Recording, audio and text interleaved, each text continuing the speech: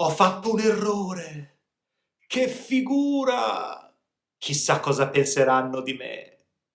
Quante volte ti è successo di provare vergogna, frustrazione, tristezza o imbarazzo per un errore che hai fatto in italiano? In questo video non voglio ripetere che sbagliare è normale, ma voglio affrontare con te i principali errori che gli studenti di italiano fanno. Vediamo gli errori più comuni che io noto nei miei studenti. Così potrai verificare se ci sono alcuni errori che qualche volta fai anche tu e correggerli per non farli mai più. Vediamoli insieme.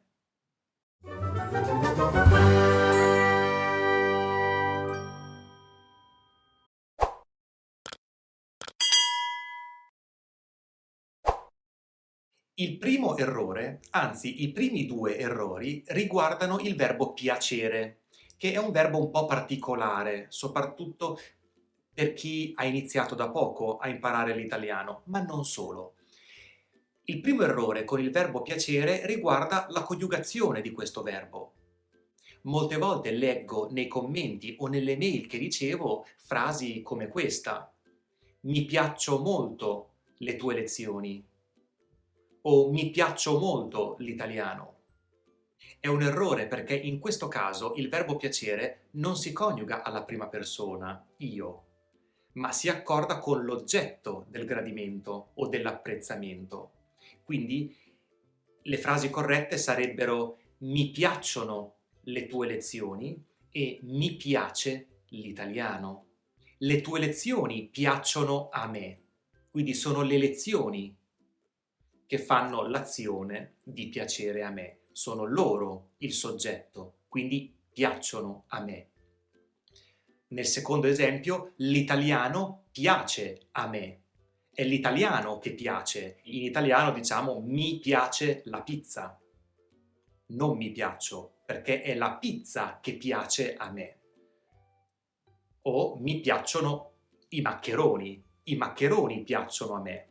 Quindi attenzione a coniugare il verbo alla persona corretta. Il secondo errore, che riguarda sempre il verbo piacere, è la coniugazione nei tempi composti, per esempio al passato prossimo. Il verbo piacere richiede l'ausiliare essere sempre nei tempi composti. Quindi non posso dire mi ha piaciuto il tuo video. Il verbo è essere, quindi mi è piaciuto il tuo video. Usiamo l'ausiliare essere, è, ed è alla terza persona singolare, perché il tuo video, terza persona singolare, è piaciuto a me. Mi è piaciuto il tuo video. Ti è piaciuta la mostra di ieri? Verbo essere, ti è piaciuta, e terza persona singolare, perché la mostra ti è piaciuta ieri? Questi erano i primi due errori e entrambi riguardano il verbo piacere. Adesso cambiamo argomento, parliamo dei pronomi oggetto o pronomi diretti, come per esempio la o lo, che sono i pronomi oggetto di terza persona singolare. Molte volte vedo studenti che usano il pronome oggetto come soggetto, che è un errore perché è un pronome oggetto e quindi deve essere un complemento oggetto, non può essere soggetto. Ma vediamo un esempio. Mattia è in casa. Lo è arrivato 5 minuti fa. In questo caso Mattia è arrivato 5 minuti fa. Mattia è soggetto. Quindi non posso sostituirlo con un pronome oggetto, perché il pronome oggetto è un oggetto, un complemento oggetto, non un soggetto. Quindi io dirò Mattia è in casa, è arrivato 5 minuti fa. Lui è arrivato 5 minuti fa. Ma qui non c'è un oggetto e quindi non posso usare lo. Vediamo un esempio dove posso usare lo o la. Ho fatto una torta buonissima, la mangio subito. In questo caso il soggetto sono io, la torta è l'oggetto della frase, io mangio la torta e quindi posso sostituire la torta con la. La mangio subito, ma il soggetto sono io. Ok? Oppure, per riprendere l'esempio di Mattia, Mattia è in casa, l'ho visto 5 minuti fa. In questo caso io ho visto lui, che è oggetto, e quindi lo ho visto 5 minuti fa. Mattia in questo caso non è il soggetto, non compie l'azione. Va bene? Quindi i pronomi oggetto, i pronomi diretti, lo, la, li, le, che sono quelli che creano più problemi, sono usati come oggetto, non come soggetto. Passiamo al quarto errore più comune. Questo errore riguarda la forma di cortesia. Vedo molti studenti che usano il pronome la diretto al posto del pronome indiretto le. La significa lei nella forma di cortesia, quindi è un pronome oggetto. Le significa a lei, quindi è un pronome indiretto. Vediamo l'uso corretto di questi due pronomi. Buongiorno signora, la posso aiutare? In questo caso uso il pronome la, perché è un pronome diretto, non c'è una preposizione. Posso aiutare lei? L'azione va direttamente sull'oggetto, lei. Quindi la posso aiutare? Sostituisce lei. Forma di cortesia verso la signora. Signora Benetti, la invito al mio matrimonio. Anche in questo caso è un pronome diretto perché l'azione va direttamente sull'oggetto. Io invito lei. La sostituisce lei. Vediamo un caso con un pronome indiretto, le. Signora, le posso parlare? In questo caso è un pronome indiretto perché significa signora, posso parlare a lei? C'è una preposizione. Il pronome che sostituisce a lei in italiano è le, indiretto.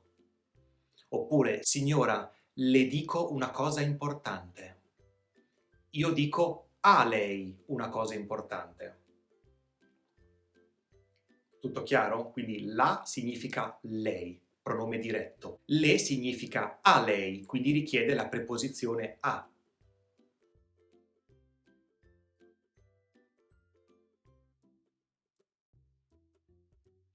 Passiamo al quinto errore, più comune. Questa è una tipica frase che leggo. Studio l'italiano 2 anni fa. Studio l'italiano 2 anni fa. Qui abbiamo un'azione che dal passato continua fino al presente. È un'azione continua, quindi non possiamo usare fa, ma la frase corretta è studio l'italiano da 2 anni. La preposizione da si usa per indicare un'azione che dal passato continua nel presente. Studio l'italiano da 2 anni. Abito in Italia da 12 anni. È una situazione continua. Fa si usa per indicare un momento preciso nel passato. Quindi non un'azione continua, ma un momento preciso. Ho cominciato a studiare italiano 2 anni fa. Qui non parlo della continuità dell'azione, ma del momento preciso nel passato in cui ho cominciato a studiare italiano. Quindi ho cominciato a studiare italiano 2 anni fa. Mi sono trasferito in Italia 12 anni fa. Il significato è uguale, significa che abito in Italia da 12 anni, ma cambia l'aspetto del verbo, quindi mi focalizzo sulla durata dell'azione o sul momento preciso in cui è cominciata. Il sesto errore è un errore tipico di molti italiani anche. Molti italiani fanno questo errore. Un errore tipico è scrivere qual è con l'apostrofo. Qual è? Qual è il tuo nome? Si scrive senza apostrofo, perché la parola qual esiste come forma autonoma. Esiste qual senza la e, quindi non ho bisogno di elidere, di tagliare la e. Qual è la tua casa? Qual è il problema? E vediamo l'ultimo errore tipico degli studenti di italiano. la differenza fra ho saputo e ho conosciuto. Molte volte leggo frasi del tipo: "Ho conosciuto che insegni italiano". No, perché il verbo conoscere al passato prossimo si usa con le persone. Significa aver incontrato e conosciuto una persona. Ho conosciuto tua sorella ieri. Ho conosciuto la mamma di Flavio. Ma quando parliamo di informazioni usiamo il verbo sapere. Ho saputo che insegni l'italiano. Significa ho ricevuto l'informazione che insegni l'italiano. Ho saputo che abiti a Ferrara. Ho ricevuto l'informazione che abiti a Ferrara. Non si può dire ho conosciuto che abiti a Ferrara. Questi erano gli errori più comuni. C'era qualcuno o più di uno di questi errori che tu fai o che ti rendi conto di fare generalmente? Fammelo sapere nei commenti qui sotto. Spero che questo video ti sia stato utile per correggere uno di questi errori, oppure se non fai mai nessuno di questi errori, spero che sia stato utile per la tua comprensione orale dell'italiano, perché il tempo che passi di fronte a un video in italiano non è mai tempo sprecato, è sempre un ottimo esercizio per te. Spero di vederti al prossimo video. A presto!